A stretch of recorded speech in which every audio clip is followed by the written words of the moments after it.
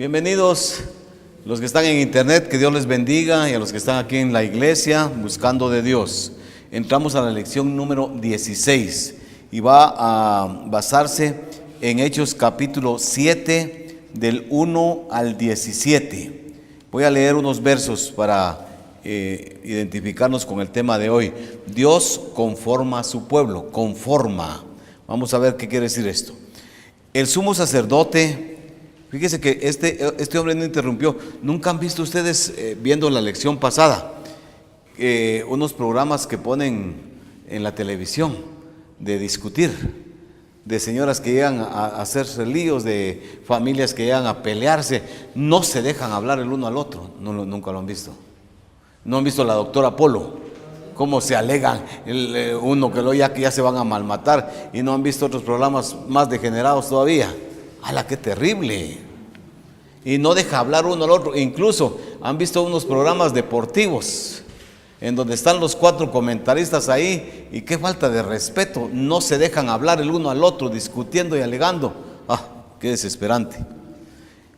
Esteban ha estado escuchando a todos los que hablan contra él, calumnias, blasfemias, y él lo único que ha mostrado es el rostro de un ángel.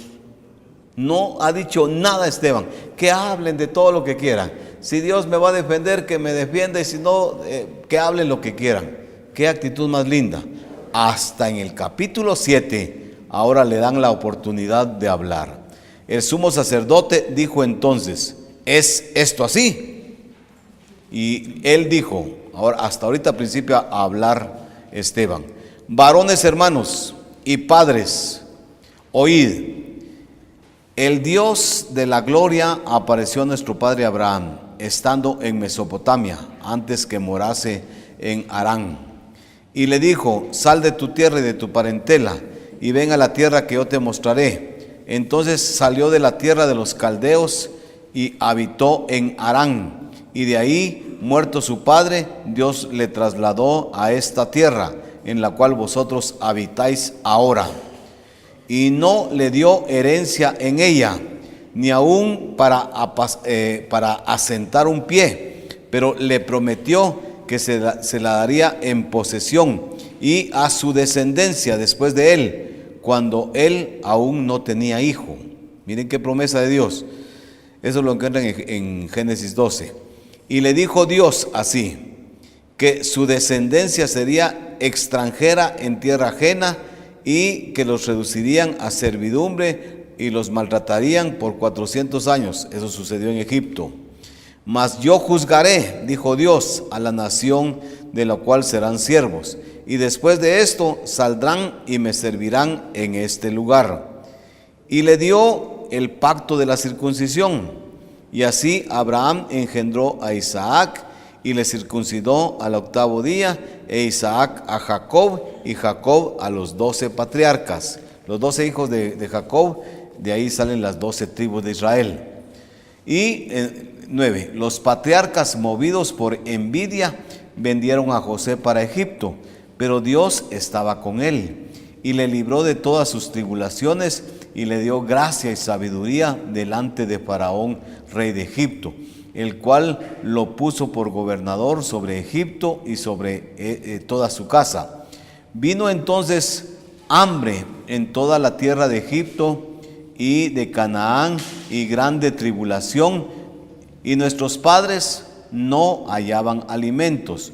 Cuando oyó Jacob que había trigo en Egipto, envió a nuestros padres, decía a los hijos de Jacob, ¿verdad?, la primera vez. Y en la segunda, José se dio a conocer a sus hermanos, y fue manifestado a Faraón el linaje de José, o sea, cuál era la raza de José.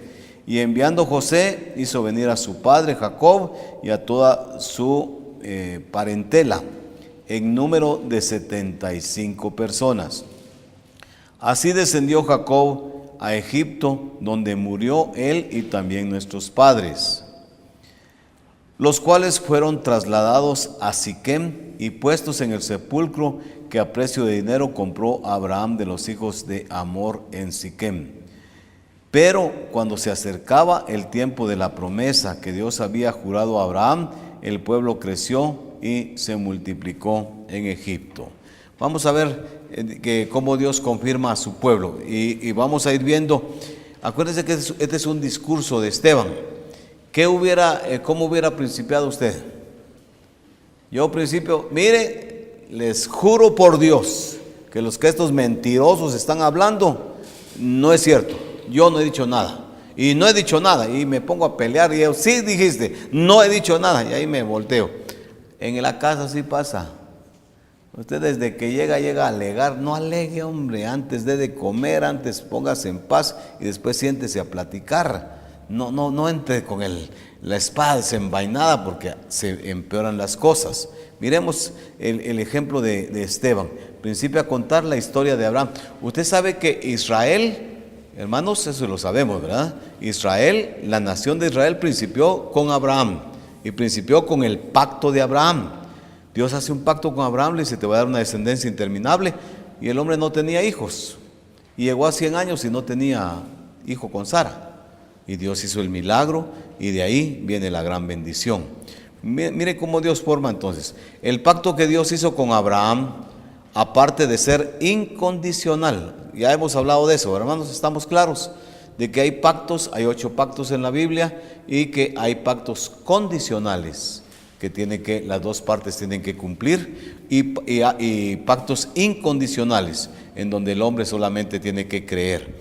Es maravilloso y abarca una serie de promesas que incluyen la formación de un pueblo físico. Dios le prometió a Abraham una descendencia incontable, como la arena del mar o como las estrellas de los cielos. El mártir Esteban, que estaba compartiendo el mensaje, fue acusado de hablar blasfemias contra Dios y contra el templo.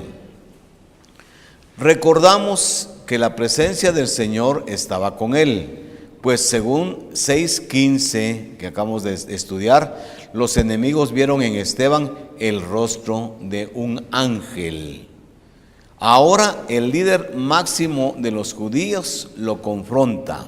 Es lo primero que vimos en el capítulo, al principio del capítulo 7. El sumo sacerdote, el máximo líder judío, lo pone a que hable. Este pasaje lo conocemos como el discurso de Esteban. Cuando a usted le pregunten, hermano, el discurso de Esteban está en Hechos 7, el gran discurso de Esteban. Y este siervo aprovecha para dar el mensaje que podíamos titular un pueblo incrédulo o la incredulidad de Israel. Fíjese esto, Esteban va a principiar a hablar. Miren, Dios le hizo una promesa a Abraham, era imposible lo que Dios le prometió y Abraham sí creyó, pero por el contrario, el pueblo que fue formándose, ese pueblo no creyó en Dios nunca y por no creer estuvieron en grandes problemas. Dios es soberano. Vamos con el punto número 1, versículos 1 al 3, que dice, Dios apareció a nuestro padre Abraham en la Mesopotamia. ¿La Mesopotamia dónde era? En la unión de los ríos Tigris y Éufrates. Y la Mesopotamia, hermanos, ahí estaba Ur de los Caldeos. Bueno, escoge a Abraham, versículo 2, de la misma manera que lo hizo con nosotros. Hermano, ¿por qué escogió Dios a Abraham? A ver, dígame, ¿por qué escogió Dios a Abraham? Doña Velvet, ¿por qué escogió? Gracias. ¿Por qué escogió Dios a Abraham? Porque era un tipazo, falso. Porque era lo máximo que había, falso. Porque a Dios le dio la gana de escogerlo. Porque Dios escoge a lo peor y a mí me tiene de pastor. Y pregúntenle a Dios por qué y Él les va a decir a ustedes qué les importa. Yo lo escogí, ¿qué? Nunca vayan a pensar que Abraham, porque era lo máximo, por eso es que Dios lo escogió. Dios, si no, ¿dónde estuviéramos nosotros, hermanos, para servir a Dios? El domingo hablamos mucho de los dones, ¿se acuerda? ¿Dónde estaría usted? Usted está, si no es la misericordia de Dios, usted estaría sirviendo. Ni lo merece, ni nada, ni hacemos méritos. Pero a Dios le plació escogernos. Hoy estaba estudiando y estaba poniéndolo en un mensaje, ¿verdad? Como dice, desde el vientre de tu madre, de mi madre me conoció el Señor. Y el Salmo 139, mi embrión vieron tus ojos. Ya desde adentro está el Señor, me va a servir. Y pasamos un montón de caminos chuecos y nos burlamos de Dios, pero llegamos a caer donde Él ya nos tiene listos para que le sirvamos. Entonces, ¿por qué escogió Dios a Abraham? Porque Él quiso, punto. Y gracias a Dios, porque no escogió porque era bueno, sino aquí podíamos sacar una enseñanza. Ya vieron, algunos de ustedes no los va a escoger Dios porque no son buenos. A Él porque es capaz, sí, a los capaces sí nos escoge Dios. No, Dios escoge lo peor, dice, y Él lo compone. ¿Sí, hermana? De Esteban. El discurso de Esteban. ¿Manda? Falta. Él está haciendo una remembranza. ¿Cómo principia una nación por fe? Pero cómo esa nación que fue creciendo, partiendo de la fe, se volvió incrédula. Y el gran problema, miren, de una se los voy a anticipar, el gran problema es que todo lo que Dios promete a Abraham, pacto incondicional, a David, pacto incondicional, se cumple no en David, no se cumple en Abraham. En ti serán benditas todas las naciones de la tierra. Pues si él ya se murió, ¿hace qué? 4000 años se nos murió Abraham. En ti, en tu descendencia. Ahora vaya viendo la descendencia, que los judíos, no porque en Gálatas dice Pablo que no es toda la raza, un descendiente es Cristo. Entonces a Abraham le dijo, en tu simiente, en ti serán benditas. A David vas a tener un reino eterno. Absurdo, reino eterno, ¿dónde? En Jesús sí hay reino eterno. Entonces todo va encajando hacia Jesús. Y entonces ellos tenían que, miren, fueron aquí y se volvieron incrédulos. Apareció Jesús, que era el cumplimiento de la promesa a Abraham, el cumplimiento del pacto con David, y agarran a Jesús y matan a Jesús. Pero qué judíos, por Dios, hombre. Entonces Él va a demostrarles que son un montón de gente incrédula, y que Él no está predicando nada diferente, sino que Él está predicando el cumplimiento de lo que Dios le dijo a Abraham, de lo que Dios le dijo a David, en Jesús, el que ustedes mataron. Y hasta el final les va a decir, incircuncisos, tercos de corazón, así como sus padres, así son ustedes. Ahí sí ya no le vieron el rostro de un ángel, ahí se llenaron de ira y lo sacaron y lo mataron a pedradas. Pero Él, ¿qué llegó a decirles? Señores, ustedes han vivido en incredulidad y su incredulidad los llevó a matar a Jesús. Entonces hay que esperar todo el discurso. Ahorita está principiando para mostrar la base de dónde vienen ellos. ¿Cuál es la base? Vienen de fe, porque Abraham le creyó a Dios. Sí, vamos. Y ya vieron el tema del mensaje. Si fuera el mensaje de hoy, ¿cómo le llamaríamos al mensaje? Un pueblo incrédulo o la incredulidad de Israel. Pero partieron de fe. Abraham es fe, pero se fueron descomponiendo. 1. Dios es soberano. Escoge a Abraham, ¿verdad? Versículo 2. De la misma manera que lo hizo con nosotros. No es porque sea especial Abraham. B. En cualquier lugar. Aquí está escogiendo a Abraham en Mesopotamia, hoy es Irak, Mesopotamia, y Dios en Guatemala está escogiendo un montón igual. C, y confirma su plan, habrá una tierra heredada para él y su descendencia, una tierra heredada. Dios se lo prometió y le dijo, salí de tu tierra porque yo te tengo algo guardado para vos. Así es que Abraham salió por fe de la tierra donde estaba. Número 2. Dios honra la fe. Acuérdense de eso, hermanos. Entonces salió de la tierra de los caldeos, habitó en Aram, y cuando su papá se murió en Aram, se fue a la tierra de Palestina, donde hoy viven ustedes, les está diciendo el mártir Esteban. Número 2, punto A. Abraham obedece y Dios cumple al darle la tierra prometida, o sea, la tierra de Palestina, la tierra de Canaán, la tierra que fluye leche y miel, es la misma cosa. B, tiene que esperar es decir, vivir como extranjero. Así se lo dice. Hay gente todavía ahí, hay que ir poco a poco, el Señor se los va a ir dando todo a ellos. C, la bendición sería para su descendencia. Versículo 5b, y a su descendencia después de él, cuando él aún no tenía hijo. El Señor le está hablando que a su descendencia la iba a bendecir. La bendición sería para la descendencia. Abraham tendría que desarrollar fe, pues ni tenía hijos, con el agravante de que su esposa era estéril. Pongan estéril. Imagínense que le promete un hijo y pasan 25 años y no cumple el Señor. Y a los 25 años, cuando ya es todo imposible, tienen el hijo, porque Abraham creyó. Inciso D, su descendencia sería probada. Versículo 6, el Dios soberano sabía que pasarían 400 años como esclavos en Egipto. Él se lo anticipó a Abraham.